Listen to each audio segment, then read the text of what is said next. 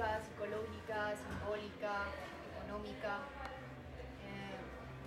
Y pues quizás la más visible en algunos de los aspectos es la física y eso, ¿sí?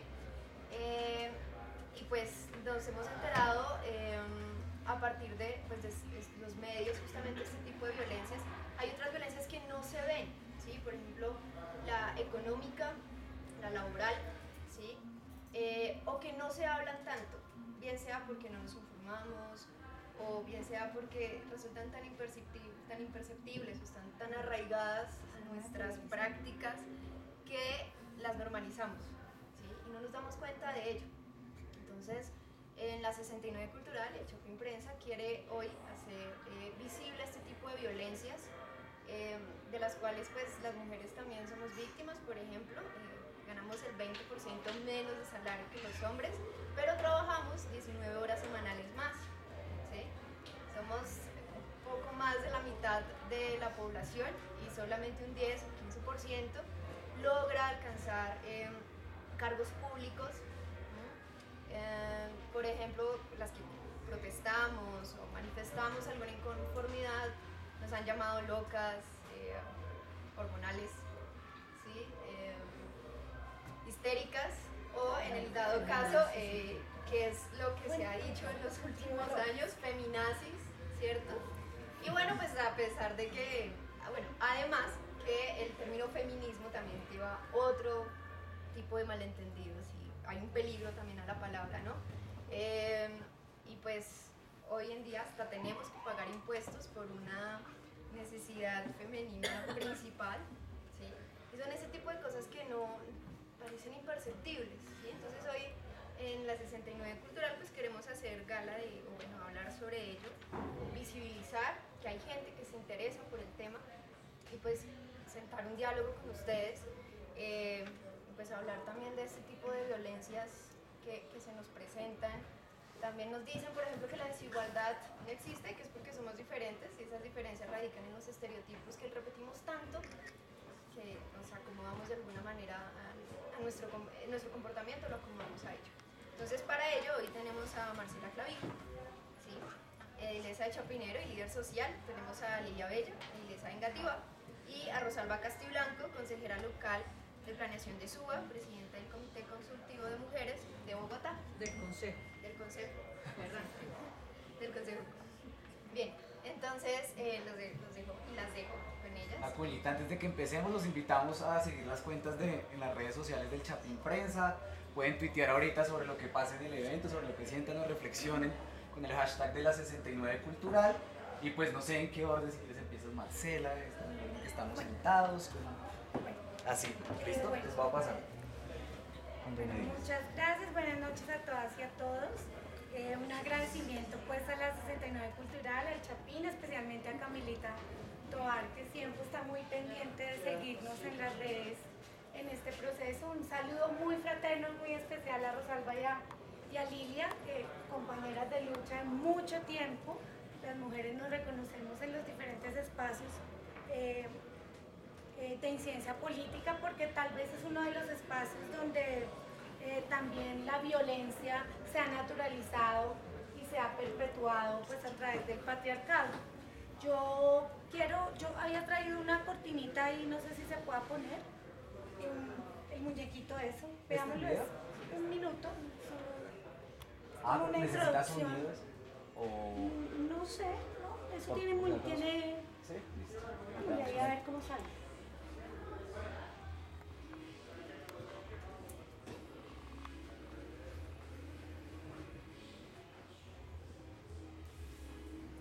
El lentómetro es una herramienta que se han venido estudiando, han venido usando diferentes colectivos de mujeres para medir los niveles, como en franja de calor, de qué tan peligrosa es la violencia. Este es uno amarillo que hablaría de la violencia psicológica, de esa violencia sutil, de esa que te dice, ay mi amor, tú tan brutita, dame las llaves que yo quiero manejar, o sí, o ven gordita, sabiendo que le molesta que le digan gordita, no hay ningún problema en ser gordita, pero pues como ese tipo de cosas, sucede muchísimo en el noviazgo, son temas que no se toman como prevención, o sea, en una situación de amistad, de noviazgo, cuando hay este tipo de cosas ya es más complejo. Después viene la naranja, que ya empieza a subir de tono, que entonces no te dejo salir, te reviso el chat, con quién estás, eres muy tocada, te empujé pero no fue para tanto, etcétera, etcétera.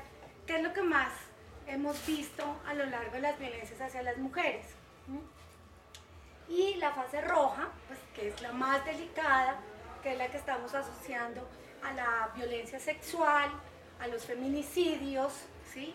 Que es la más íntima, la que menos se denuncia, porque pues obviamente que es una situación absolutamente vulnerable para la mujer, ¿sí? Armas, objetos amenazantes, demás, ¿no? Y la muerte, que es el feminicidio, que es como tal que lo debemos llamar, ¿no? No un crimen pasional, ni un crimen de violencia intrafamiliar, ni nada de eso, sino se llama un feminicidio. 7 de cada 10 mujeres han sufrido algún tipo de agresión. Y sobre este precepto, digamos que durante 2 años ya viene con mucha fuerza la campaña Ni Una Menos, que todas la habrán y todos la habrán oído mencionar. El más reciente informe de medicina legal dice que en el 2015 970 mujeres fueron asesinadas en Colombia. 970 mujeres. Yo quiero decir que para yo llegar a ser edil de Chapinero tuve 1970 votos. O sea, casi la mitad del electorado que votó por mí fue asesinado en Colombia. Es una cifra grandísima. 970 personas. 970 personas le caben 2 veces al Teatro Royal Center, por ejemplo. ¿Sí? Es una cifra muy, muy, muy alta. Y en ese mismo documento dice que se han registrado 47.000 casos de violencia de pareja. Esto nos dice que pues, las cifras son supremamente alarmantes. ¿Quiénes son las principales víctimas? Pues por supuesto las mujeres. Los tipos de violencia que más se tipifican, cada vez se ahonda más en qué es violencia, porque antes decíamos no, que la violencia es psicológica y física, y dentro de la psicológica entonces está la verbal, pero evidentemente pues hay algo más allá de la violencia psicológica que incluye todo lo que es el abuso de poder, el acoso psicológico, esta perturbación traumática, la celotipia, ¿sí? Eso, los celos que además culturalmente nosotros, porque que si uno lo quieren entonces a uno lo celan, ¿sí? Es un pensamiento absolutamente absurdo, irracional, porque una relación de pareja basada en unas relaciones de poder armónicas, simétricas, se debe basar en la confianza, no se puede basar en el miedo, que es finalmente los celos.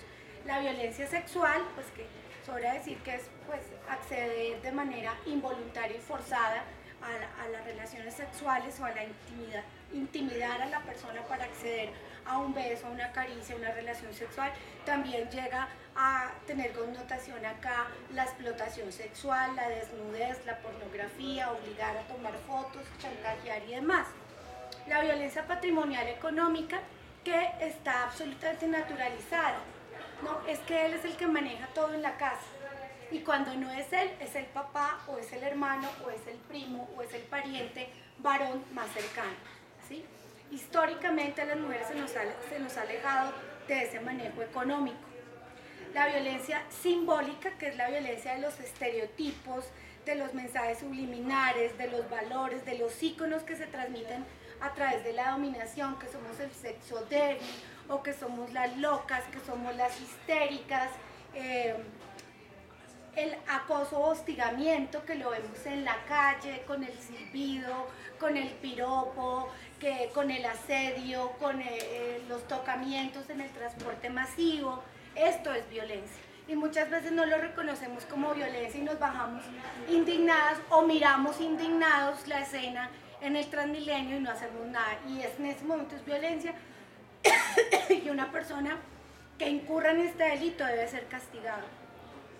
La violencia doméstica, que es la violencia que incurre con más fuerza en nuestro país, que está dentro del hogar, que es utilizada y manipulada dentro del hogar, donde los hijos además son sometidos a alienación parental también, o sea, su mamá es bruta, entonces los niños terminan creciendo pensando que la mamá es bruta y el papá es un héroe.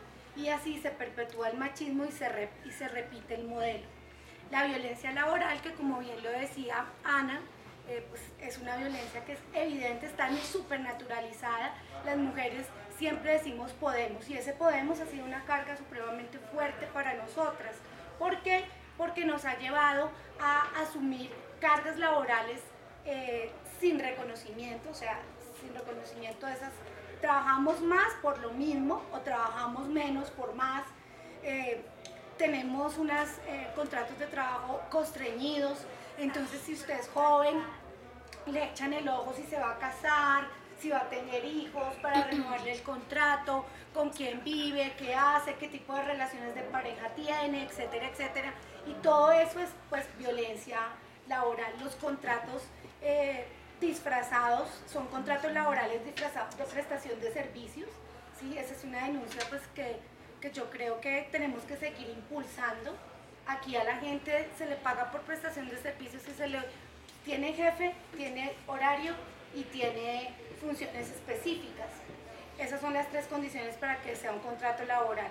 Y no podemos seguir permitiendo eso, porque esto es violencia laboral, realmente es romper con todos estos derechos que tenemos. A las mujeres nunca se nos reconoce los tiempos de permiso para ir al colegio.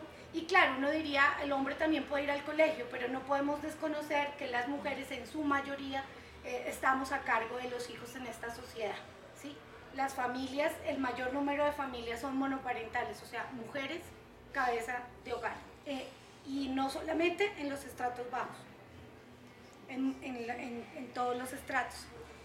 Y la violencia obstétrica, que es una violencia que hay que denunciar, que está asociada al precario sistema de salud que tenemos, a una ley 100 que nos condiciona y nos cuestiona desde decir si necesitamos hacernos una citología o no, que es un derecho. O sea, yo le exijo que me la haga, no es señor doctor a ver si a usted le parece, no, me la tienen que hacer.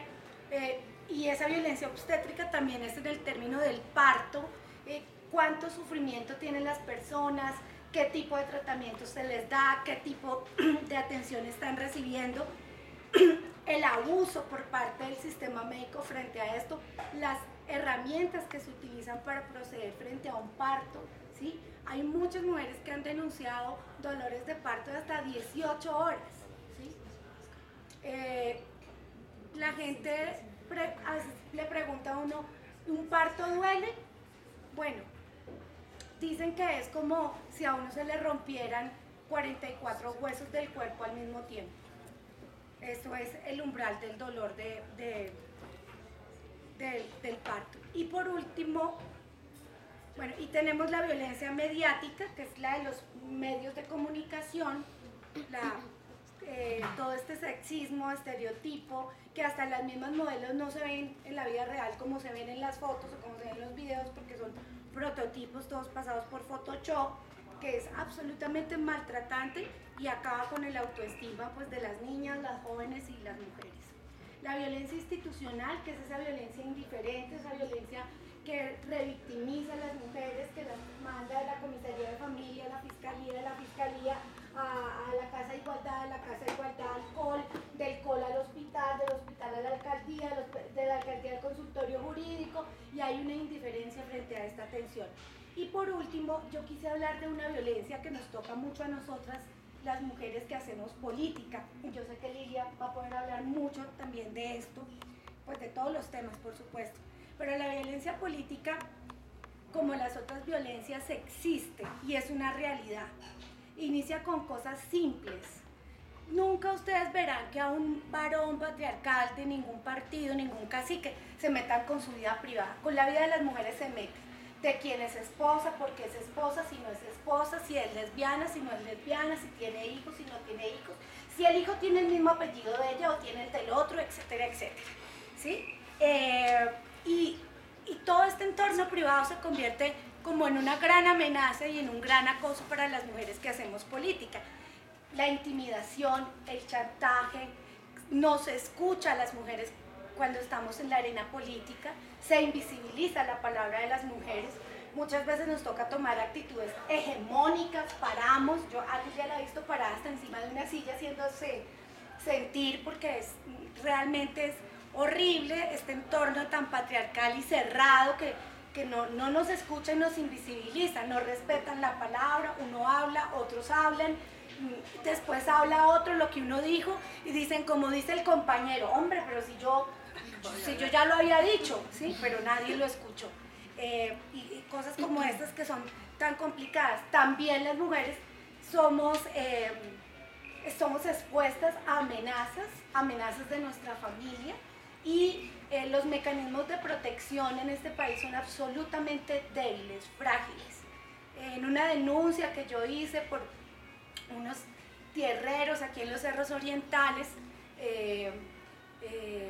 solicité protección y me dieron un auxiliar bachiller. Pues pasa gracia, yo salgo con mi hijo. Estudió taekwondo allá en la Liga del Salitre. Me podrá defender más que el auxiliar bachiller. Y hay otras violencias dentro de la democracia interna. Eso que hablamos es como lo externo, lo expuesto afuera.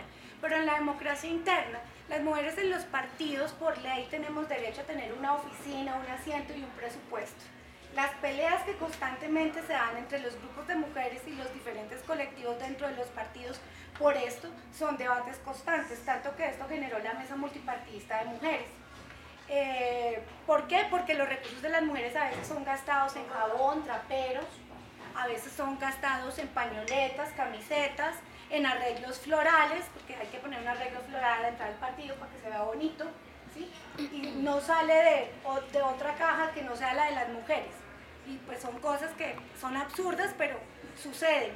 En esa democracia interna, en los que son las adquisiciones, las listas, la ley 1475 nos habla de la ley de cuotas y dice que el 30% es de género, no de mujeres. O sea que podría ser el 70 de mujeres y el 30 de hombres. Pero siempre a nosotras nos buscan es para que las 30, no las 70, sino las 30. Y dicen, pero es que no hay. ¿Cómo va a haber si también es un mundo absolutamente cerrado y hegemónico? ¿A qué hora son las reuniones políticas? En la noche. Nunca pueden hacerlas en el día, tienen que hacerlas en la noche, ¿sí? Siempre las reuniones políticas más buenas, más atractivas para la gente son las que además son en la noche y tienen trago, ¿sí? Comportamientos absolutamente hegemónicos, patriarcales. Nosotros estamos haciendo política, no estamos haciendo cócteles, ¿sí? Sin embargo, todavía sigue siendo evaluado de manera positiva el patriarca que mejor trago dé, que mejor orquesta lleve, y bueno, y mejor buffet lleve, y no el que traiga unas propuestas concretas hacia la ciudad. Esto lleva a que las mujeres tengan pues una baja motivación para hacer política y obviamente que esto es un trabajo pues entre los géneros. Nosotros en la propuesta que venimos trabajando desde el feminismo no es una pelea contra los hombres y el feminismo no es el lado opuesto del machismo. El embrismo es otra cosa. El feminismo es la búsqueda de la equidad, de la igualdad. Yo creo que el feminismo y la democracia son como un corazón así juntico, ¿sí? La equidad, la ponderación, el equilibrio de esto. Nosotros necesitamos que los hombres no se pierdan el placer de ser emocionales, no se pierdan el placer de cuidar, ¿sí? Y que en este discurso cotidiano el lavar, cocinar y cuidar también sea trabajar.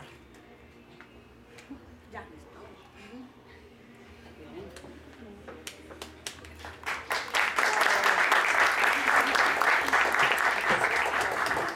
Buenas noches a todas, a todos. Yo voy a dar una mirada algo distinta a la que ha hecho Martela, que es bien interesante sobre el tema de la violencia. Yo quiero contarles que en este año precisamente 31 países en el mundo, mujeres de 31 países en el mundo, decidimos el 8 de marzo hacer un paro internacional de mujeres. El 8M, paramos las mujeres. Y nos identificó a una serie de causas fundamentales que muchas veces no son tomadas en cuenta de la manera tan impactante que que hacen que la vida en los países sufran cambios o desarrollo. Uno de ellos es el que estamos absolutamente identificadas, que hoy hay que resistirle de manera absolutamente fuerte al imperio norteamericano, a Trump, sí, a Trump con su misoginia, con su persecución a los inmigrantes, a los Trump reproducidos en todo el mundo. Y está la situación que fueron 31 países de diferentes regiones distantes que nos identificamos en que hoy las mujeres no podemos ser ajenas a un tema central, es que hay un imperialismo y un modelo de guerra que afecta profundamente la vida de los pueblos, pero dentro de la vida de los pueblos afecta profundamente la vida de las mujeres. La mayoría de inmigrantes son mujeres perseguidas, golpeadas policivamente, puestas en muros invisibles y visibles y expuestas a la persecución y a condiciones supremamente degradantes. El muro de México, Estados Unidos, es simplemente el síntoma de ese mal causado por los Trump en todo el mundo, especialmente el actual presidente de Estados Unidos. Entonces, hemos decidido que las mujeres tenemos que hacer un feminismo con carácter antiimperialista, antineocolonialista, antirracista, porque ninguna de nosotras puede estar tranquila, respirando, sabiendo que hay mujeres que están embarcadas en bote, buscando alternativas en Europa, saliendo de África y muriendo en la mitad del mar, con sus niños y niñas, con sus hombres. Son miles de mujeres que han muerto en la búsqueda de una alternativa de vida distinta a la que se genera en sus países, que a la larga dependen de ese imperio que a su vez las persigue y los persigue. Entonces, creemos que hoy debe haber un feminismo claramente identificado. Esto antes sonaba como, ay, qué discurso tan harto, otra vez las políticas revolucionarias, pero no, esa es la verdad. Hoy no se puede hablar de feminismo y de lucha de las mujeres si no tenemos claro que hay un modelo internacional que afecta profundamente la vida de los pueblos. A su vez, ese feminismo ha venido tomando una marca también. Estamos contra el modelo neoliberal que arruina los pueblos, que nos ha llevado a la quiebra, que ha generado crisis en el campo, en la ciudad, que genera desempleo, que genera hambre, que genera miseria, falta de vivienda, muertes de niños y niñas, muertes de mujeres, muertes de hombres. El modelo neoliberal es nefasto en la vida de los pueblos y hoy hay una voz de mujeres que se levanta desde diferentes espacios del mundo a decir que no más modelo neoliberal. Y en Colombia, afortunadamente, esas voces han cogido fuego. El tema de la violencia en Colombia, por ejemplo, tiene un origen también. Es el proceso patriarcal que tiene de fondo un modelo económico que lo sustenta. Y en esta era del modelo neoliberal, el patriarcalismo es eficaz en la medida que haya explotación de unos por otros, que haya enriquecimiento de unas minorías a costa de las grandes mayorías trabajadoras formales e informales. Además, trabajadoras cuyo trabajo no es reconocido, que es el trabajo invisible, el trabajo del cuidador y la cuidadora especialmente. Mientras exista un modelo económico que degrada a los seres humanos, habrá desigualdad y habrá violencia de todo tipo. Marcela creo que lo explicó perfectamente cuando habló de las violencias laborales y de este tipo de violencias que se generan en las relaciones de unas minorías con las grandes mayorías que son las que producen y las que generan desarrollo en los países. Entonces, hay un feminismo antineoliberal al cual muchas de nosotras decidimos pertenecer hace muchos años y hoy nos tiene de pie en la defensa de esos caros intereses del 52.3% de la población que somos las mujeres en el país y de millones de mujeres que en otros países piensan y reproducen ese pensamiento permanentemente a lo largo y ancho de sus territorios. Por eso el tema de violencia teniendo este marco, podemos decir que no es solamente la doméstica, que tiene toda una cantidad de estructuras y de expresiones, sino que también hay una violencia institucional que no es solamente la policía, sino que tiene a su vez múltiples expresiones, por ejemplo, en las relaciones laborales, los derechos laborales conculcados para las mujeres. De eso creo que Rosalba va a hablar ahora ampliamente, ¿no? De la condición femenina en Colombia, de la condición de la mujer en el campo laboral y otro. Igualmente hay que advertir que aquí en Colombia hemos venido luchando desde hace mucho tiempo las mujeres por una justicia reproductiva, por nuestros derechos sexuales y reproductivos, por demostrar que nuestro cuerpo es nuestro y nosotras decidimos si queremos tener hijos o no. Y si decidimos tener hijos o no, o decidimos no tener hijos, también el Estado debe garantizar salud plena para ejercer ese derecho sobre nuestro cuerpo y sobre nuestra postura frente a la reproducción. Ese es un derecho del que poco se habla. El derecho al aborto es un tema que vale la pena que en este tipo de escenarios empiece a trabajarse con una visión de mujer y una visión además de una sociedad que debe garantizar los derechos de todas y de todos, que los derechos sexuales y reproductivos no son solamente masculinos, también son femeninos. Igualmente, la violencia tiene expresión desde un modelo económico en materia de equipamientos sociales.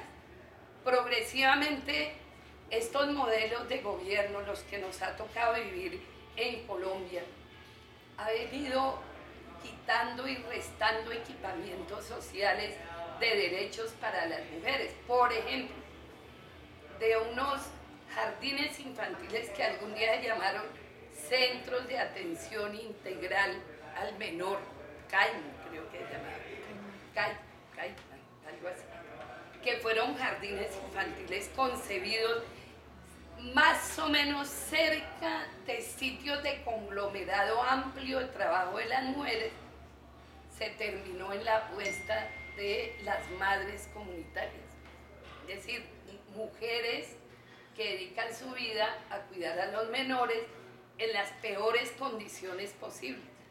Por ello hoy hay que decir que uno de los sectores de un alto valor que hay en este país de mujeres se llaman las madres comunitarias, porque ellas no son las cuidadoras profesionales del jardín infantil con todas las garantías, y son mujeres que prestaron su casa para proteger menores que el Estado no protege, y hoy les niegan hasta el mínimo derecho a un salario decente, a una prestación social, porque los equipamientos sociales como derecho de las mujeres han venido decreciendo paulatinamente en estos modelos de gobierno que hemos conocido en los últimos años especialmente, y que se concretan como un modelo económico en el cual minorías se favorecen a costa de la pobreza y la tragedia de las amplias mayorías, dentro de ellos la tragedia de las mujeres. Entonces se privatizan los colegios, se privatiza la salud, se privatizan todos los espacios estatales que son de servicio a las comunidades. Las mayores afectadas somos las mujeres, por todos los aspectos que Marcela amplió, que Rosalba va a ampliar. Hay igualmente una condición que hace que las mujeres tengamos que ponernos de pie, es que no podemos permitir más desigualdad en derechos. Yo quiero hablar rápidamente de que hoy en Colombia, por ejemplo, hay franjas femeninas no consideradas en la vida nacional para nada. Nosotras escuchamos, Peñalosa sacó a los vendedores ambulantes de Chapinero o del otro barrio. Cuando nos adentramos en el tema, encontramos que el 65% de esa población son mujeres. Mujeres agredidas, mujeres mayores, creo más del 65 o 70% de 40 años, sin posibilidad laboral en un país como el nuestro. Y esta franja poblacional que crece todos los días, porque es la economía informal que se sustenta en América Latina como un fenómeno imparable en la medida que el modelo neoliberal sea imparable, son franjas poblacionales invisibilizadas. Igual que las cuidadoras en sus hogares, son franjas poblacionales invisibilizadas, sin derechos. Las que trabajan en condiciones inferiores. El trabajo no formal es invisibilizado y la condición femenina en Colombia es de crisis en materia laboral. Eso está claramente identificado y los derechos allí se anulan casi por completo. Y hay un último fenómeno que ha venido haciendo carrera importante en la vida de las mujeres, que tiene que ver con el planeta Tierra.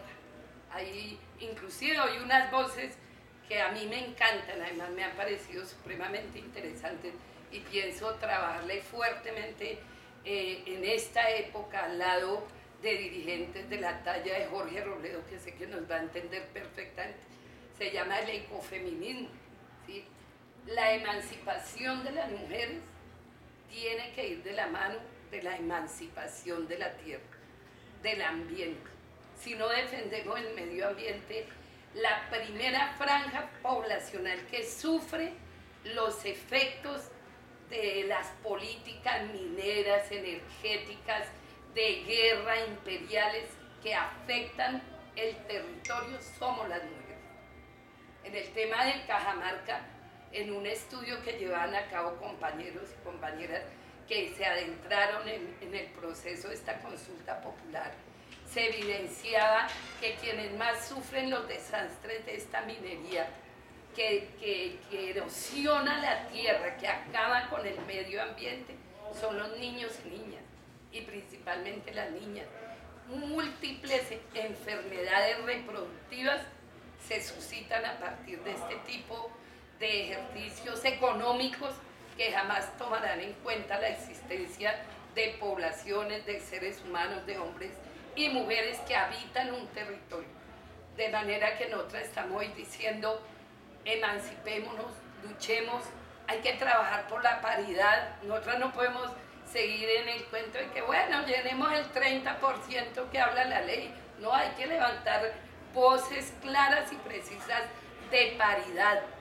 La paridad es el ejercicio democrático y es el ejercicio que nos permitirá ser mujeres incidentes en los procesos y en las vidas de los pueblos y de los países.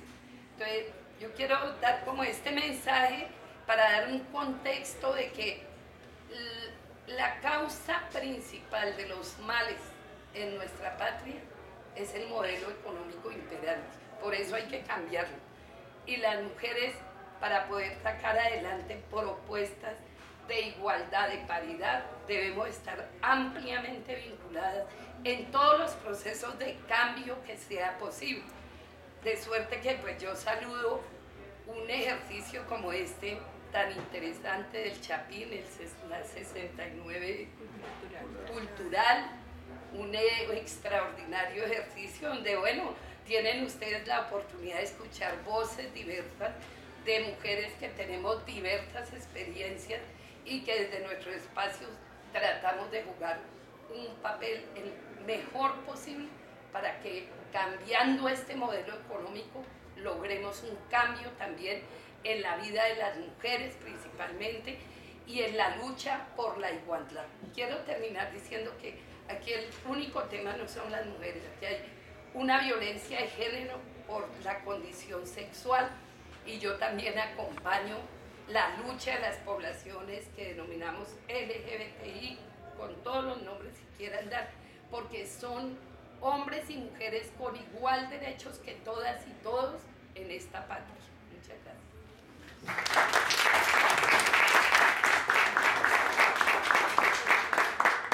Bueno, buenas tardes para todas y para todos. Yo voy a recoger 2 puntos de los que han situado Marcela y Lilia. En los puntos de Marcela, que nos habló de todos los tipos de violencias, creo que hay un punto central que es la apropiación de nuestro cuerpo. Cómo ese patriarcado, a partir de construcción de valores, de tradiciones, de roles que siempre hemos creído que son así, se apropia de nuestro cuerpo de mujeres y además de apropiarse del cuerpo, se apropia del tiempo y del quehacer de las mujeres, definiendo unos roles tradicionales que indican qué hacen las mujeres y qué deben hacer los hombres, poniéndonos en una situación de desigualdad. Eso respecto al punto de todas las violencias que nos ha hablado Marcela.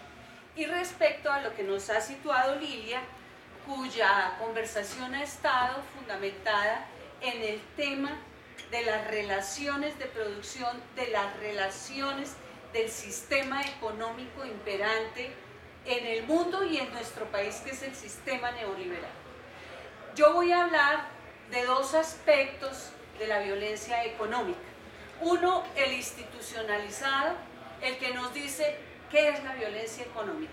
Pero en el segundo punto, quiero, en las notas que traje, que preparé para esto, leerles algunos aspectos que nos ubican en la diada, en esa coyunda que arma el patriarcado junto con el neoliberalismo para explicar el tema de la violencia económica.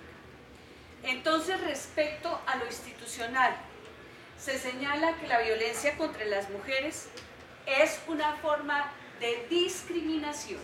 Y ahí en discriminación tenemos que detenernos un momentico para pensar en qué significa esto de discriminar. Es tratar de manera diferente a otro o a otra, dándole un trato menor, minusmal, de menor valía, pues. En esa discriminación contra las mujeres, ¿qué impide, qué genera? Que nosotras podamos gozar de nuestros derechos y libertades en pie de igualdad junto con los hombres. Esa es la discriminación, y desde 1981, a partir de la CEDAW, que es la convención que se da entre los estados para firmar que no debe existir ninguna discriminación contra las mujeres, y que Colombia firma y ratifica y que hace parte del bloque de constitucionalidad nuestro, y que por lo tanto es vinculante, no es como las cosas que hacemos en los comités y en los consejos de planeación o los consejos de salud, donde opinamos, pero el gobierno no nos oye, ni el Estado escucha las peticiones de la gente. Esto es vinculante, quiere decir que es de obligatorio cumplimiento para el Estado, cuando la firma y la ratifica, cuando hace parte de nuestra Constitución, pero que sin embargo, como lo vamos a ver, está en absoluta contravía con lo que ahí se dice, y que lo que hace es todo lo contrario a través de su modelo económico. Bueno, entonces, ¿qué señala? Dejando claro que desde 1981 la CEDAW consigna ese derecho a la igualdad y a la no discriminación. Entonces, ¿qué se señala como violencia económica de manera institucional? Y solamente se habla de la violencia de pareja. No nos van a hablar allí de la violencia a la que ha referido Lilia y que genera muchas de las violencias de las que ha señalado la compañera. Bueno, esa violencia económica dice que se da en el marco de las relaciones que son relaciones desiguales de poder. ¿Por qué? Porque el patriarcado así lo ha situado. Son relaciones donde se supone porque así se ha establecido a manera de costumbre, de tradición, que los hombres tienen jerarquía y que subordinan a las mujeres porque tienen mayor valía, mayor poder, y que entonces eso les da derecho a que se cometan delitos con el fin de mantener el control y la manipulación de las conductas de las mujeres cuando quieren separar cobijas. Generalmente se da ahí, en ese momento. Entonces, ¿cómo se expresa la violencia que reconoce como económica? Esa violencia de pareja que dice cómo se maneja el flujo del dinero que entra al hogar. Se controla en qué se invierte. Y cuando la mujer decide separarse, los bienes, entonces resulta que son de él, aunque la ley diga lo contrario, ¿cierto? Pero si ustedes recuerdan, y si les preguntan de pronto a las mamás, a las abuelitas, las cosas aparecían a nombre de los señores, no a nombre de mujeres y de hombres. Hoy en día hay normas que ya dicen que esto no es así, y sin embargo a veces las mujeres tienen que dar todas las peleas del mundo para que se lo reconozcan. Hay casos en que se da en el momento de la separación que el señor por lo general es el que le esconde el pasaporte, es el que esconde los títulos, entonces va y le hace el traspaso a la familiar, a la mamá, a la amiga, al otro pariente, para que los bienes no vayan a ser distribuidos de manera equitativa, son una construcción de la pareja, ¿cierto? Esto sucede y eso hace que muchas de las mujeres sientan miedo porque además de no estar en el mercado laboral, porque no ha sido el rol al que se le ha asignado, sino que el rol tradicional es el del cuidado, al que hacían mis dos compañeras referencia, el del trabajo reproductivo. Entonces, aquí viene la entrada de cómo el sistema económico refuerza esa visión de valores, de tradiciones, de costumbres, de leyes, que es cultural, pero que es cambiante en el tiempo, lo cual quiere decir que la podemos transformar. Entonces, entra el sistema capitalista y vamos a ver cómo ese sistema, que a través del modelo actual, que está concentrando cada vez más el capital, el poder, que prefiere las inversiones extranjeras a nuestras empresas nacionales, ¿cierto? Que le da mayor valor a importar que a producir, y por eso las empresas nuestras están en quiebra, ¿cierto? Entonces va a generar otro efecto del que hablaba también Lilia, que es la privatización, donde el gasto público se reduce, y como ella misma también lo expresaba, ese gasto público, ¿a quién va a afectar? Fundamentalmente a las mujeres, porque cuando nosotras estábamos dedicadas a la economía del cuidado, entonces el tema de la salud, entonces el tema de la educación, pues era a cargo, debería estar a cargo del Estado, y se va disminuyendo todo lo que tenga que ver con lo social. Se pone en tela de juicio incluso las pensiones. Claro que para las mujeres es un problema, porque como no han estado vinculadas, algunas de ellas, al trabajo, pues entonces somos las que llevamos ahí el bulto frente al tema de que ni siquiera tenemos para garantizar una vejez digna, porque no tenemos la contribución que se haya hecho mensualmente pues a lo de salud y a lo de pensión, ¿cierto? Esas desigualdades que se generan a partir del patriarcado las refuerza el sistema económico y las refuerza apropiándose de nuestro tiempo. Y entonces aquí voy a plantear una de las tesis que traigo para la conversación, y es que el sistema económico aliado con el patriarcado lo que hace es apropiarse de la riqueza que las mujeres producimos a través de la economía del cuidado, que cuando se cuantifica ascendería a un 20% superior sobre el Producto Interno Bruto. ¿Sí? ¿Me doy a entender en ese sentido? El trabajo que no nos pagan, que es el de lavar, el de planchar, el de cocinar, el del cuidado de la vida del otro y de la otra, y además el del cuidado de las personas adultas mayores con discapacidades. Cada vez que envejecemos, pues generalmente somos las mujeres las que asumimos esa carga de ese cuidado, está a cargo nuestro, de las mujeres. Eso produce riqueza, pero esa riqueza no es reconocida. ¿Y esa riqueza quién se la lleva? Pues el capital. El capitalista, que es el que no paga por eso y es el que paga solamente por el trabajo, por la economía productiva. Cuando se hizo la división de lo privado y de lo público, las mujeres quedamos en lo privado, los hombres en lo público. El trabajo se dividió a partir de los sexos, trabajo reproductivo para las mujeres, que corresponde al cuidado que les menciono, y el trabajo productivo, que es el de los hombres, que producen bienes, que producen cosas que transforman ese resto y que al que les pagan por ese trabajo, a nosotras no nos pagan. Luchas de las mujeres lograron que se estableciera una cuenta paralela en el sistema nacional y hoy cuantificado ascendería a lo que les digo, el 20% sobre el Producto Interno Bruto del país.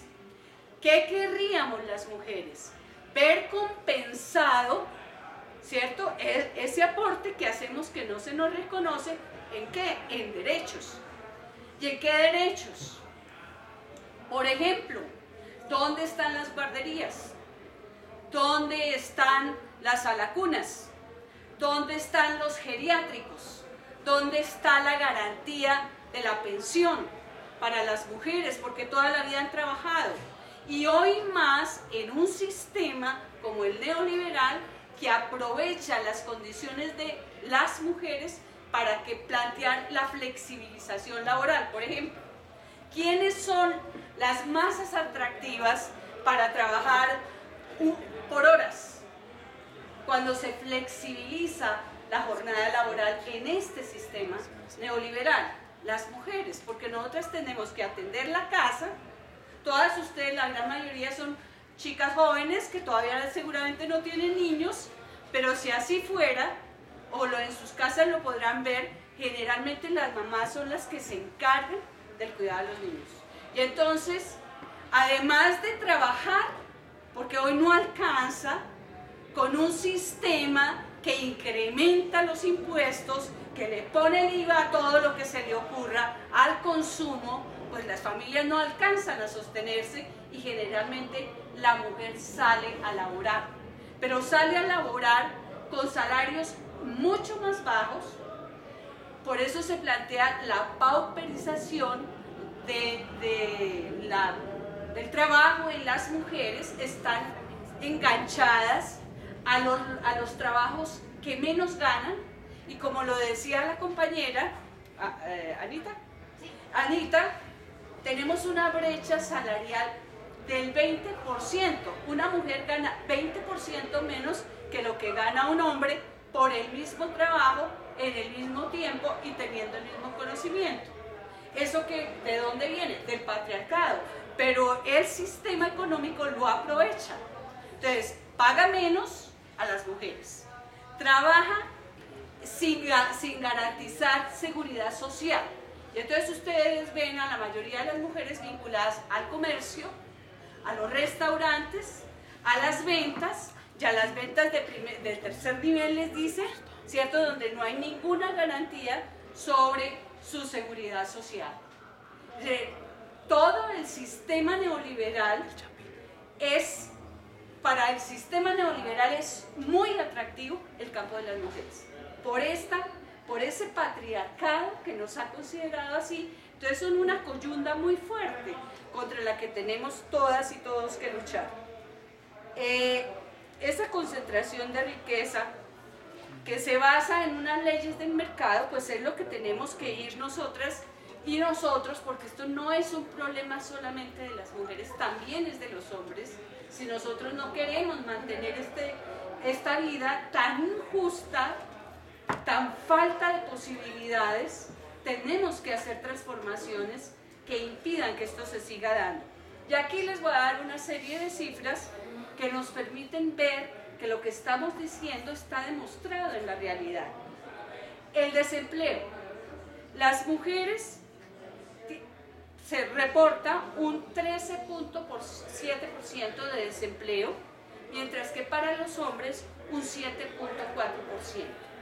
Esto nos da 6.3% de diferencia en el caso del desempleo. Fíjense ustedes que las mujeres hemos avanzado en el ingreso a la universidad.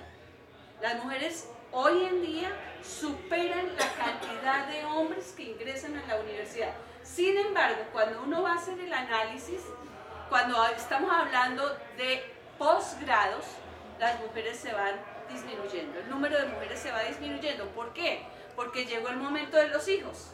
Y en el momento de los hijos ya ellas no pueden estudiar. Y no llegan a doctorado, muy pocas. Cuando estuve haciendo un trabajo para la Universidad Nacional, veíamos en estadísticas que había una decana en toda la universidad. Y además tenía que soportar todo el peso de la diferencia de poder frente a unos hombres absolutamente patriarcales. Y eso no quiere decir que todos los hombres sean así, ¿sí? Pero eso se da. Bueno, otra cifra, la participación en el mercado. El 53.7% en el caso de las mujeres, el 75% en el caso de los hombres, y esto nos marca un 21.3% de diferencia. En el tema de la ocupación, el 46.4% en el caso de las mujeres, el 69.2% en el caso de los hombres, con una diferencia de 22 puntos y algo. Inactividad en personas en edad de trabajar. En el caso de las mujeres, 35.9% y 25% en el caso de los hombres. Fíjense que ahí se considera que el trabajo de la casa no es trabajo. Y hay un meme muy simpático de un niño que le preguntan: ¿y tu mamá qué hace? No, nada. Mi mamá no hace nada, mi mamá es ama de casa, ¿sí? Entonces, así vamos metiéndonos en la cabeza ese tema de género. Bueno, hay una muestra más de cómo ese trabajo ni siquiera es considerado. Sin embargo, le da riqueza, y le da riqueza es al capital, no a nuestros compañeros, es al capitalista, al sistema neoliberal. El tiempo para conseguir trabajo. Una mujer puede durar 5 meses buscando trabajo, mientras que un hombre puede durar 4 meses. La brecha salarial ya la señalaban, el 20%. Y aquí quiero presentarles otras cifras que tienen que ver con lo que hablaban ellas dos en torno a las violencias. Cada 14 minutos, escuchen bien para que nos asombremos, 14 minutos, una mujer es agredida por su pareja o expareja. Cada 33 minutos, una mujer es víctima de violencia sexual. Cada 3 días está ocurriendo un feminicidio, un asesinato de una mujer por ser mujer, ¿sí?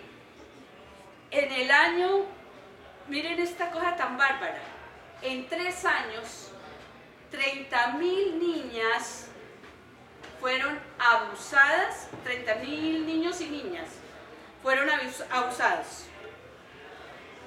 De esas, mayoritariamente son niñas,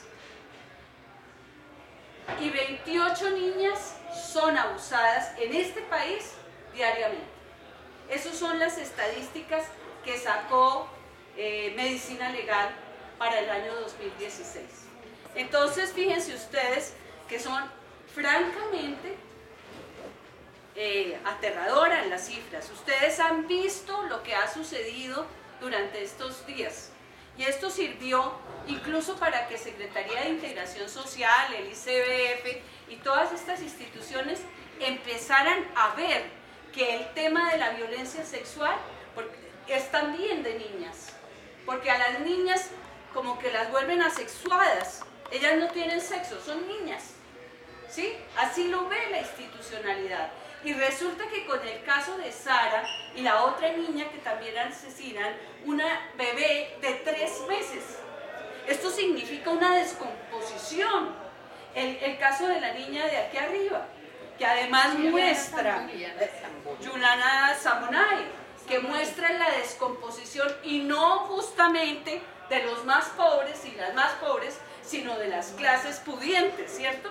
Entonces miren ustedes cómo se ligan todas las formas de violencia, tanto la sexual, la de pareja, la psicológica, la simbólica, se ligan entre el patriarcado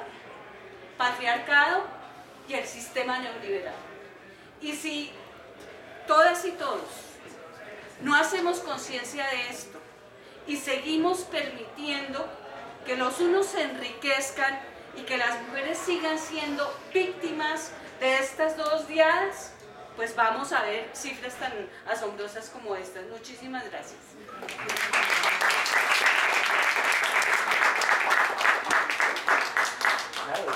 Uy, es que esa lámpara está brava.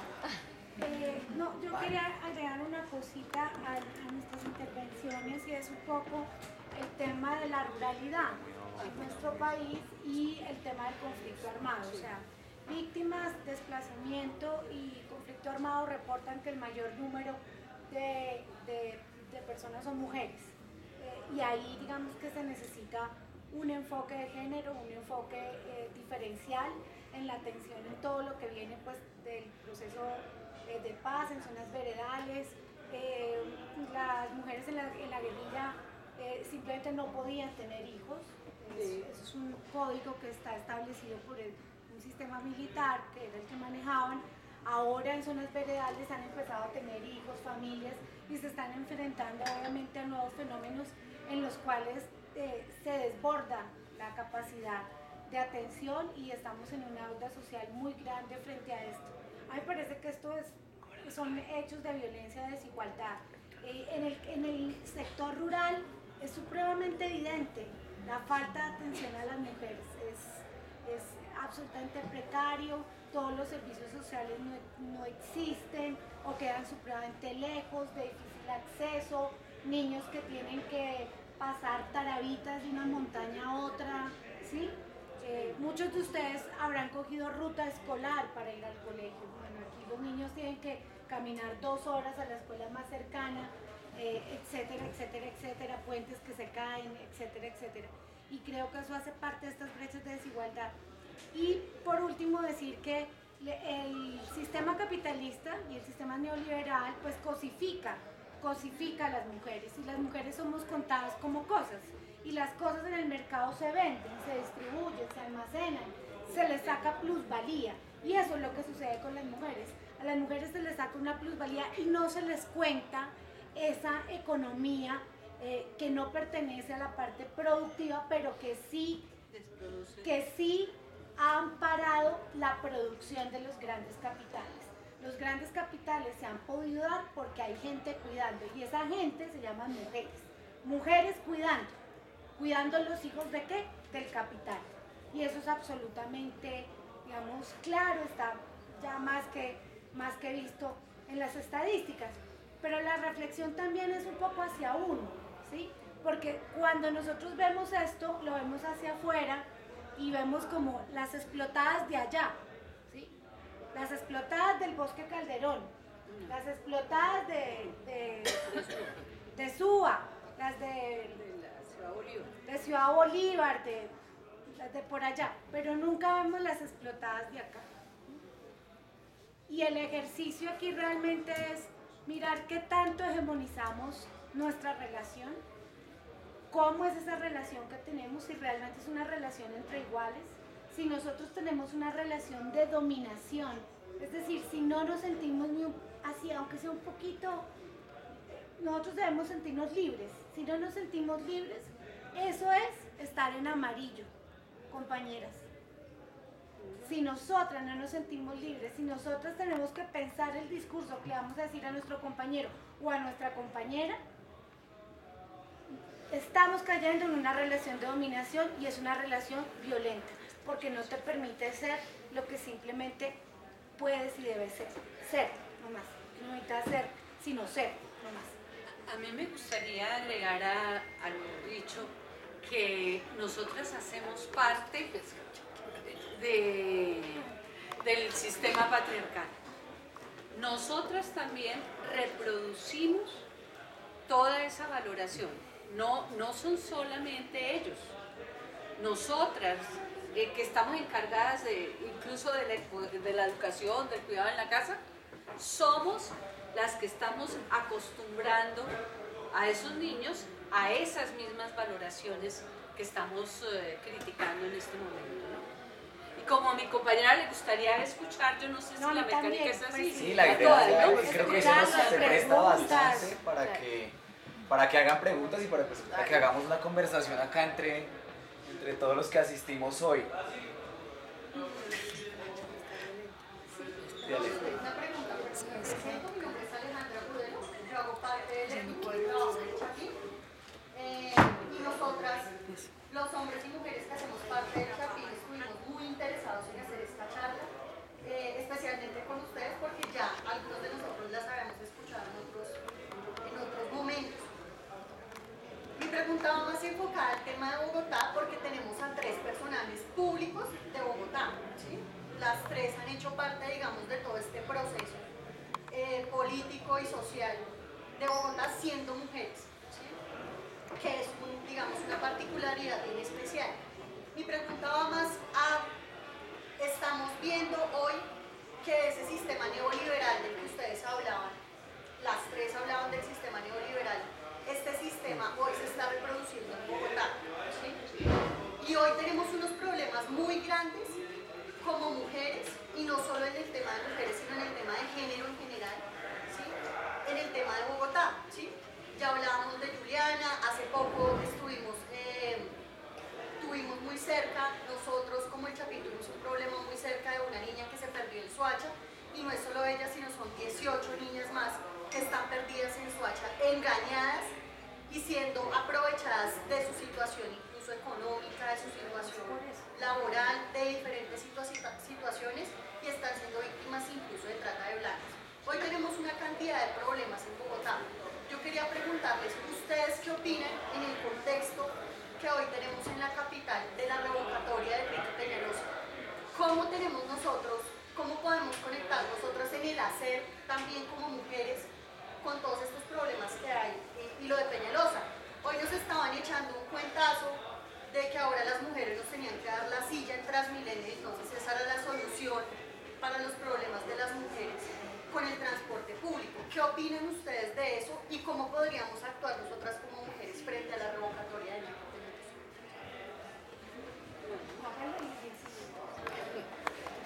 Sí, con el gobierno de Peñalosa,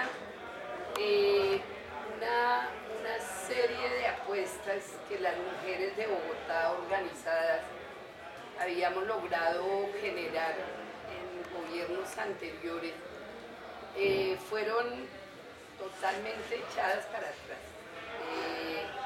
El plan de desarrollo de Peñalosa es un plan de desarrollo antimujer, es un plan de desarrollo que solamente por la movilización de muchas mujeres al Consejo de Bogotá y por la presión que logramos ejercer, logramos que quedara un presupuesto para la Secretaría de la Mujer de 37.000 millones de pesos. Eso no es absolutamente nada.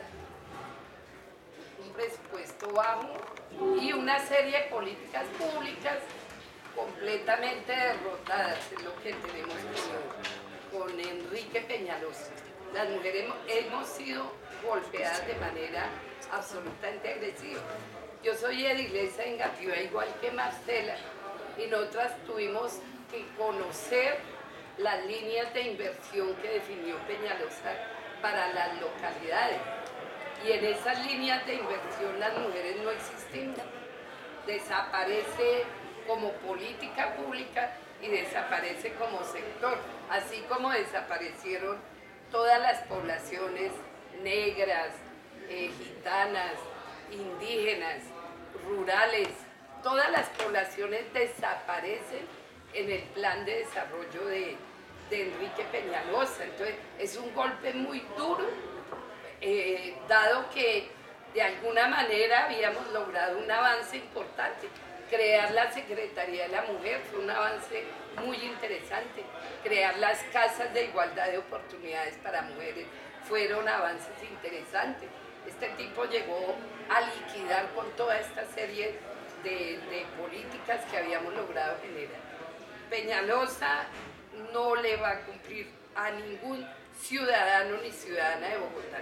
Y por ello es que creo que aquí todos y todas debemos estar en el tema de la revocatoria. Están leyendo ahorita que me envían urgente que mañana va un señor Héctor Elí Rojas a proponer una modificación al concepto de revocatoria, cuando esto es un asunto de orden constitucional, de derecho a la participación, con el fin de ver cómo con una leguleyada rompen el proceso de la revocatoria ante las 700.193 firmas que se entregaron el día de ayer y que ya se pasó con bastante amplitud las 273.000 requeridas para llamar a la revocatoria.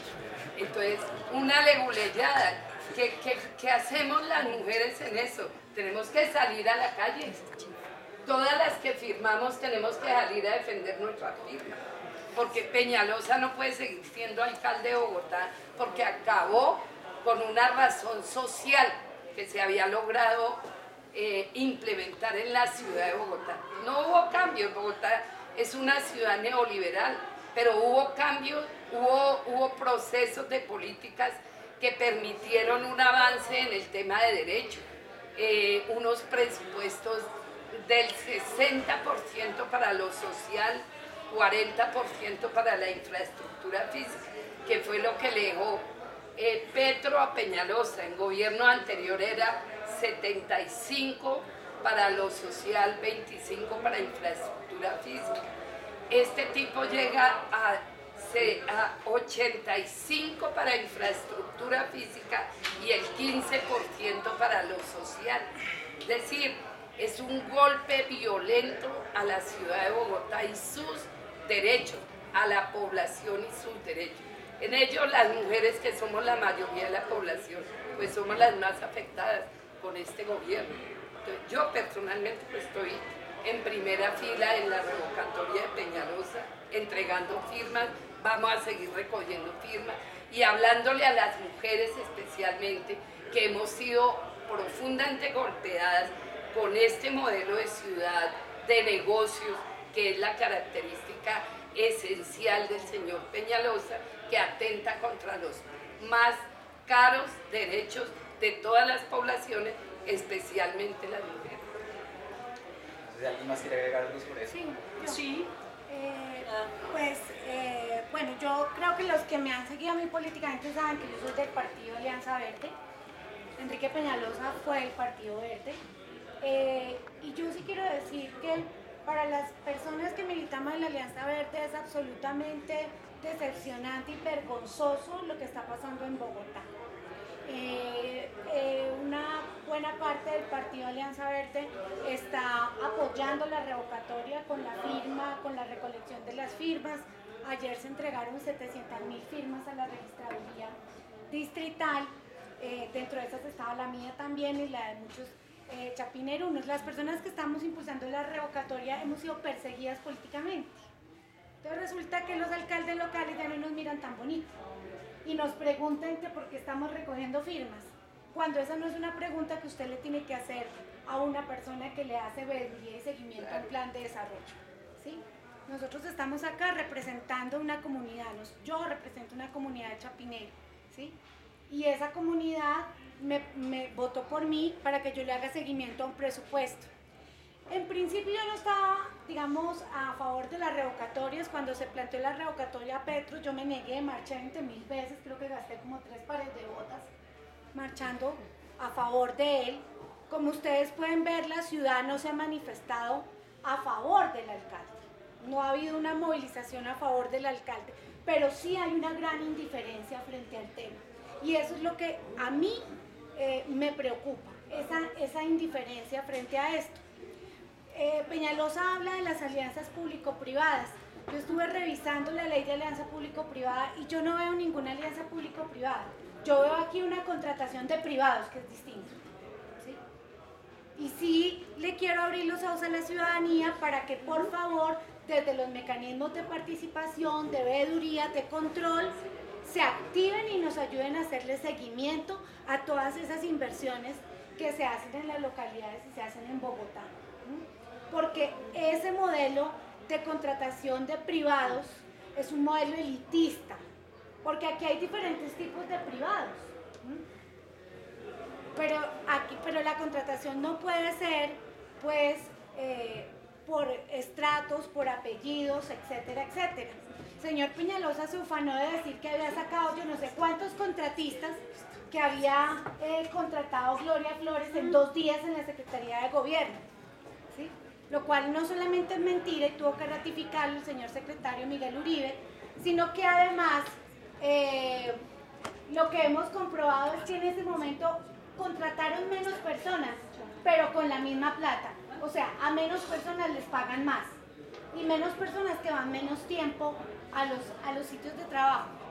Me preocupa profundamente el tema social, me preocupa profundamente la Secretaría de Integración Social, el modelo gerencial que tiene María Consuelo Araujo deja mucho que desear, es un modelo que piensa en cerrar todo. Ya vamos 45 días con el comedor comunitario del barrio Puerto Rubio cerrado, eso produce más marginación y pobreza en nuestros barrios. El comedor comunitario no es un lujo ni es un modelo paternalista. La necesidad de nutrición es un derecho de los niños, las niñas, la población, la persona mayor y las mujeres. ¿Qué buscan hacer con el cierre de estos procesos? Que la gente empiece a sufrir más las condiciones económicas de pobreza y viene la discusión de plan de ordenamiento territorial y viene la necesidad de cambiar el uso del suelo de estos barrios y vienen todos los apetitos de intereses de constructores y de vivienda. ¿Para qué? Para construir los cerros. Porque un pobre no puede gastar sus cesantías echando una plancha, porque al otro día está la alcaldía cerrándole, ¿sí? Pero un constructor sí puede, con sus influencias y con todo esto, lograr apropiarse de un territorio como sucedió en el barrio Los Olivos desde la administración anterior.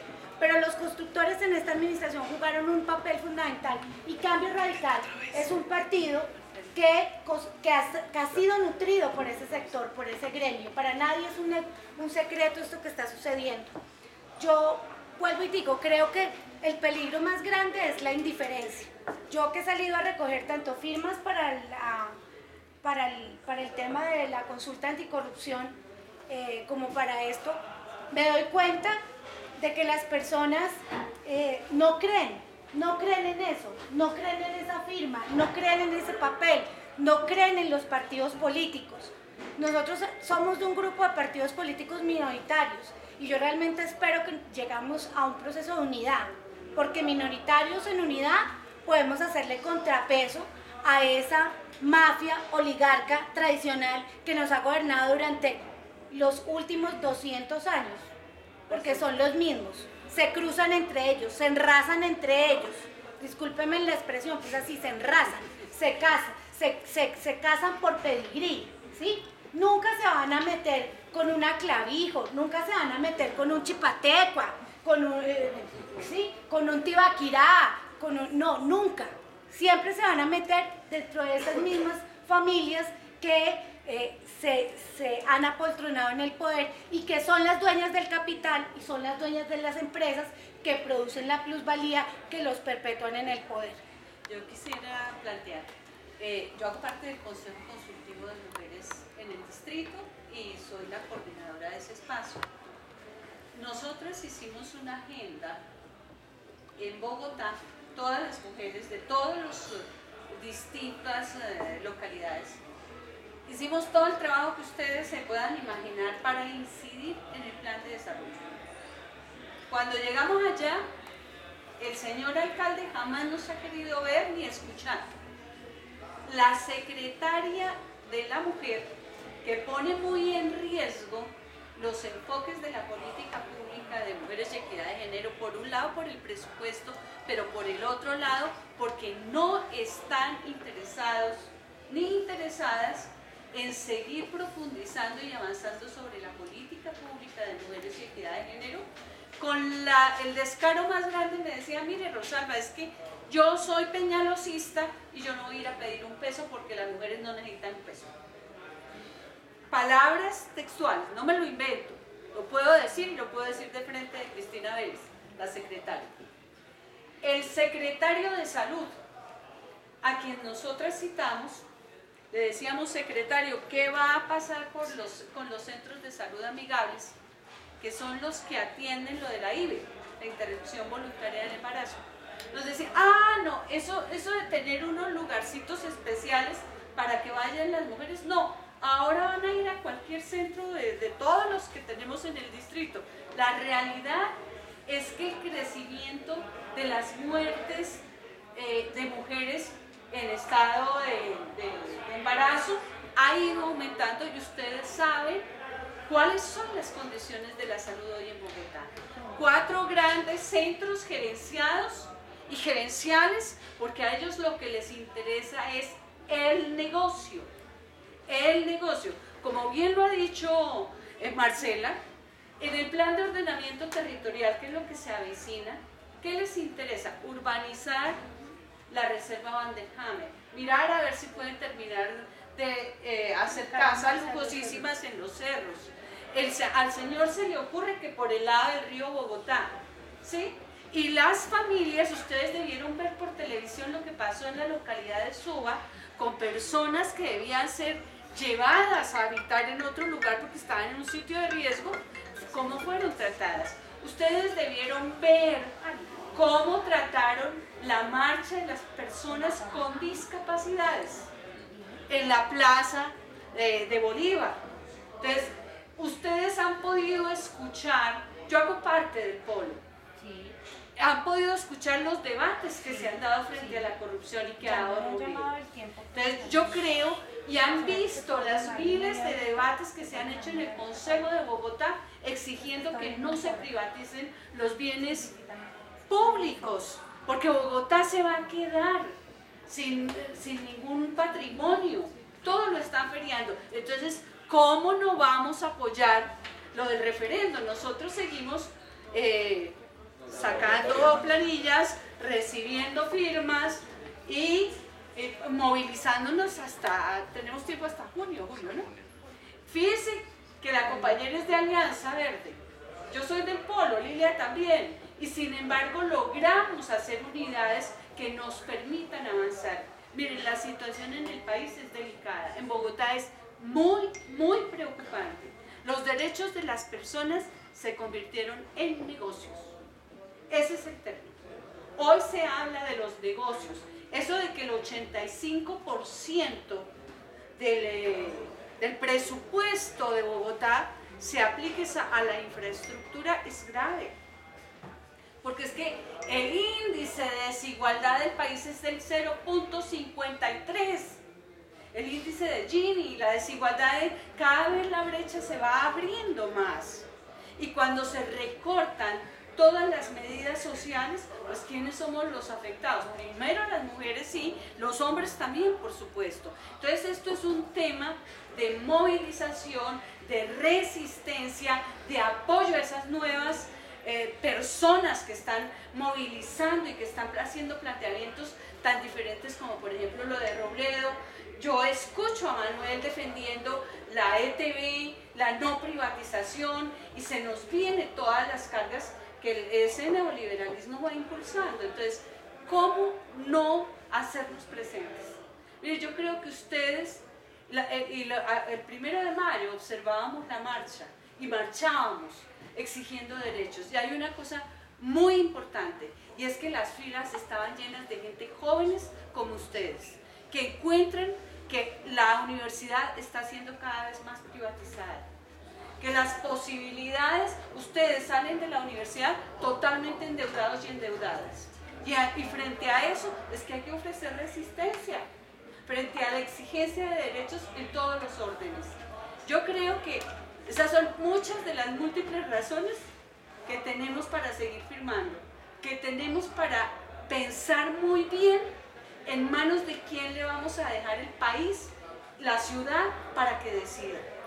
Si no nos hacemos presentes, si no exigimos derechos, si no nos movilizamos, si no tomamos las riendas, nosotros y nosotras, esto nos va a seguir pasando, porque finalmente la decisión de quién fuese el alcalde también la tomaron unas personas, ¿sí? Si nosotros no nos metemos en este asunto, pues nos puede volver a pasar y seguir pasando. Esa es la situación y es complicada.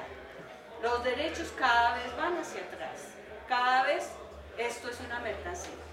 Fíjense el tema del Transmilenio.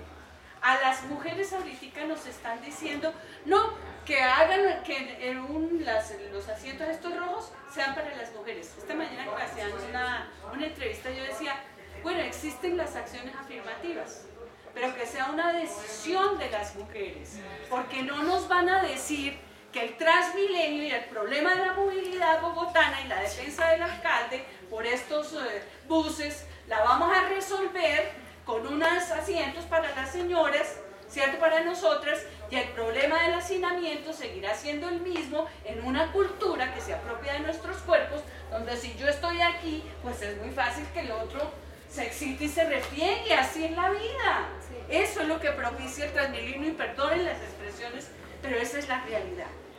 Y entonces nos están diciendo, no, mire, les damos las filitas.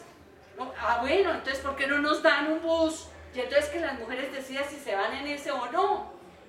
Pero esa no puede ser la cortina de humo para tratar el problema de la movilidad en Bogotá, para ocultar el tema que tienen con el metro y ahorita distraernos y salir nosotras todas así, es que queremos las sillas rojas. Además poniendo en contraposición a hombres y a mujeres a pelearnos por la silla, no por el tema del sistema de movilidad. Aunque las acciones afirmativas, que son ventajas frente a las desigualdades, existan. Sí, como por ejemplo eso del 30% de lo que hablábamos ahora sobre en la política, ¿sí? Pero eso no nos puede ahí embolatar frente a la situación que estamos viviendo en movilidad. Creo que tú querías... Ya que mencionas las acciones afirmativas, es que es muy interesante porque últimamente se han visto noticias que traen el debate de si darle licencias a las mujeres por el tema de los cólicos menstruales y de la dismenorrea, que es la condición que tienen las mujeres porque es un dolor insoportable, para darse la licencia, cosa que ya se ha probado con éxito en Corea, en Japón y en Europa, pues se estudia actualmente. El problema es que es curioso ver cómo muchos funcionarios públicos hablan del tema, porque creo que hace poco lo que salió fue un estudio en Reino Unido de eso, y hablan del tema, y luego con sorpresa uno comienza a ver debates al interior del Centro Democrático hablando de que las mujeres tienen mucha ventaja, digamos, por el tema de su edad de pensión, cosa que viene el tema que pues ahorita todo se vuelve viral. Entonces listo, tenemos el tema de esta licencia, pero poquito a poco ya van viendo cómo aumentan, como ya se viene haciendo casi que costumbre de aumentar la edad para la pensión. Mira, en este caso de las acciones afirmativas, que por ejemplo lo del transporte podría ser una acción afirmativa, pero por decisión de las mujeres, no como para embolatar el problema. El tema de los cólicos menstruales, eso es real. O sea, en nuestro organismo que funciona hormonalmente hay unos cambios y el reconocimiento de eso, bien que valdría la pena hacerlo, ¿cierto? Esa dedicación de la economía del cuidado es lo que digo yo, que le da riqueza al capitalista, en este caso al sistema neoliberal, que no vemos reflejado en derechos y que perfectamente podría dar respuesta a cosas como las que tú planteas, ¿sí? Lo cual no quiere decir, porque después sacarán la excusa de lo que sucede, por ejemplo, en el trabajo. En el trabajo, cuando las mujeres les hacen entrevistas, les preguntan si están casadas, si tienen hijos. Entonces, si están casadas y tienen hijos, como que no, ¿Sí? ¿Por qué? Porque eso significa el reconocimiento de por un lado, la maternidad, del tiempo de la maternidad, y de otro lado, por los permisos.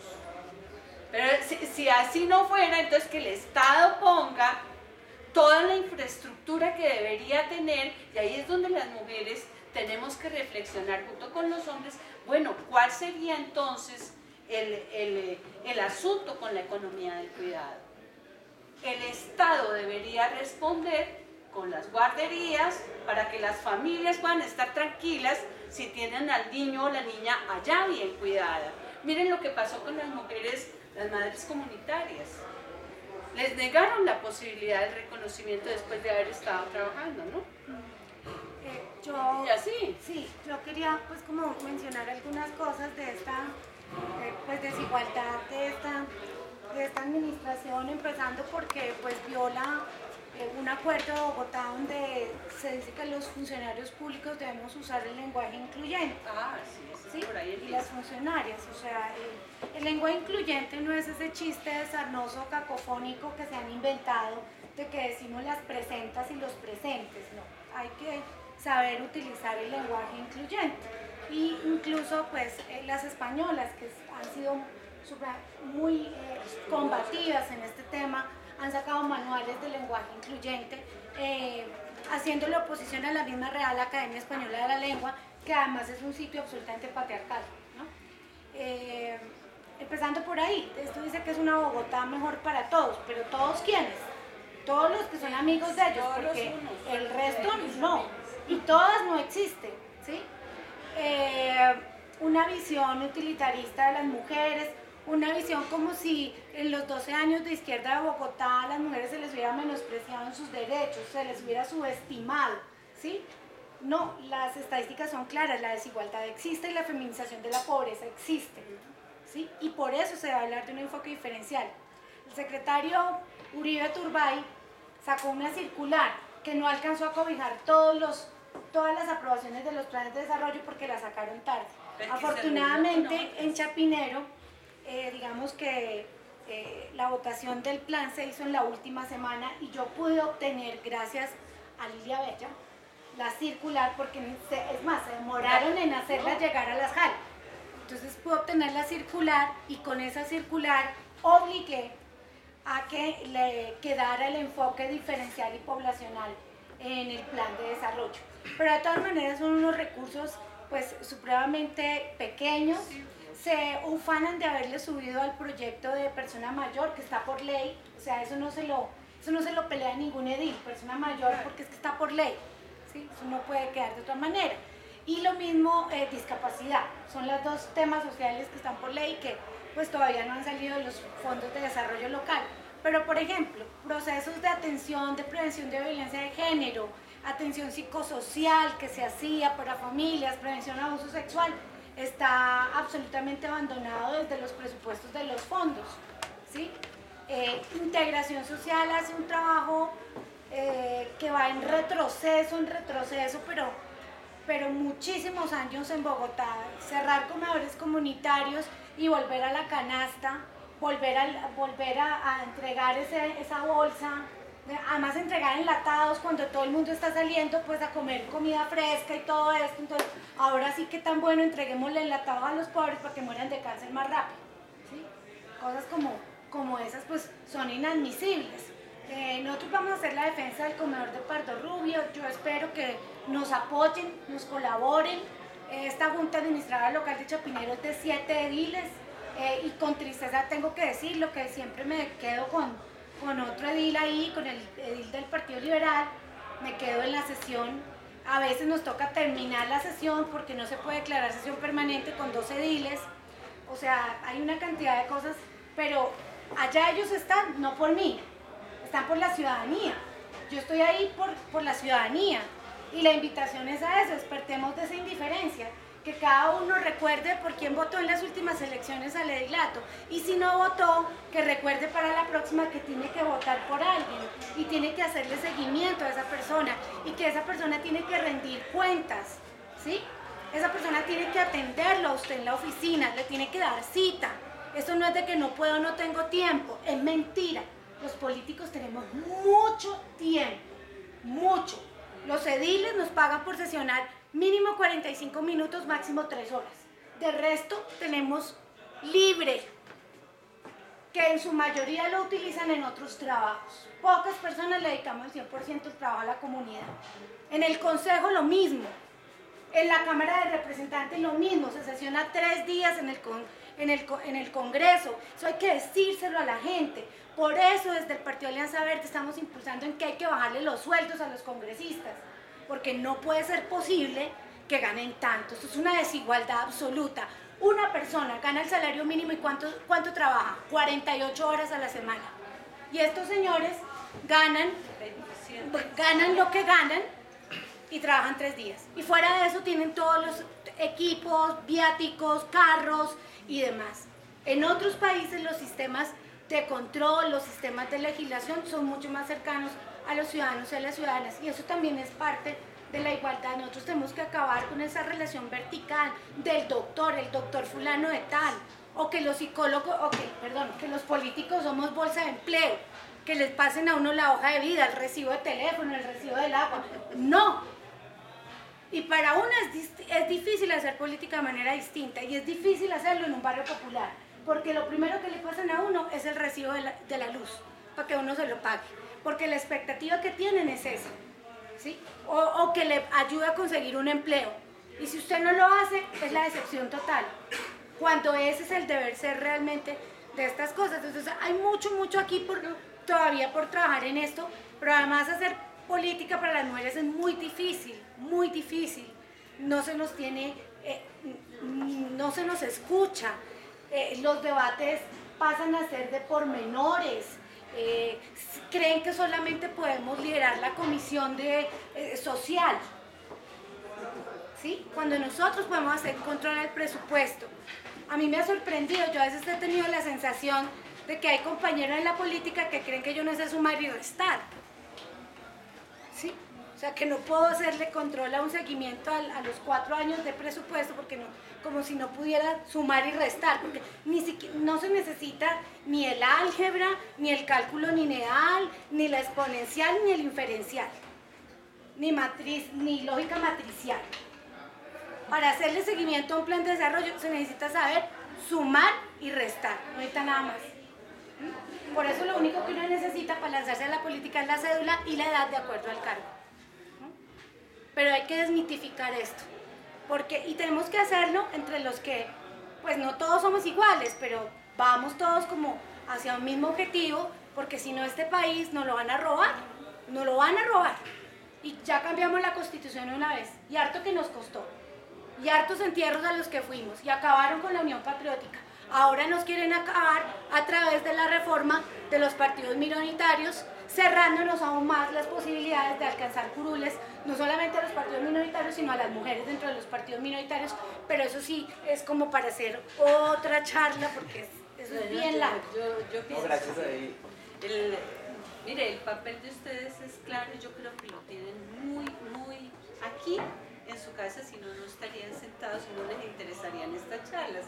El punto es, finalmente también, cómo se organiza y cómo se actúa frente a todo esto que estamos viviendo, que nos afecta a todos y a todas.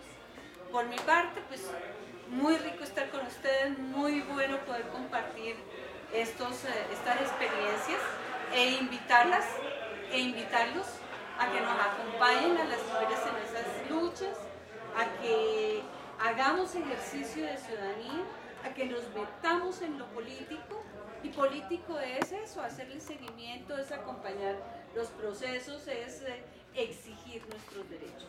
Muchas gracias. Voy a hacerles ahí 3 invitaciones, me van a matar del equipo, sobre todo por lo que es este evento y como el tema que nos acogió al final, que fue lo de la alcaldía de Bogotá. El equipo del Chapín tiene una idea que es crear una sección especial en su sitio web sobre el tema de mujeres, sobre el tema de género. Entonces queremos invitarlas hoy, a los que quieran, invitarlas, a los que quieran hacer parte de este comité, se pueden quedar hablando con Ana un momento, con Alejandra y con el resto que estamos acá, para que empecemos a pensar en eso, un espacio donde se pueda dar digamos, voz a este tema y donde podamos empezar a construir a través del espacio que tenemos nosotros en el Chapín, empezar a publicar, a escribir sobre el tema y a encontrar y a preguntarnos sobre esto.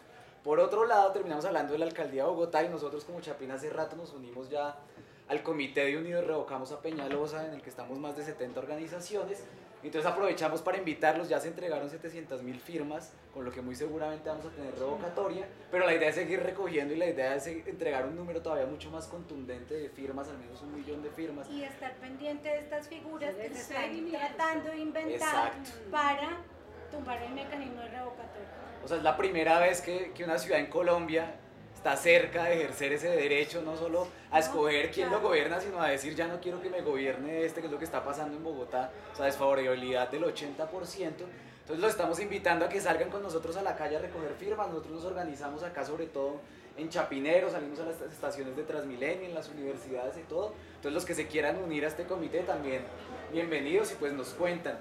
Y por último, contarles que la 69 Cultural, para que ustedes se enteren y todos estos eventos y para la logística que requiere hacerlos, funciona con sus aportes voluntarios. Nosotros somos totalmente independientes, no recibimos financiación de nadie y simplemente lo que hacemos lo hacemos con los aportes que hace la gente que viene. Entonces están invitados acá con Alejandra, que está ahí a la salida, a hacer el aporte que consideren y pues los invito a que sigan hablando acá, que nos sentemos, a que hagamos tertulia, claro.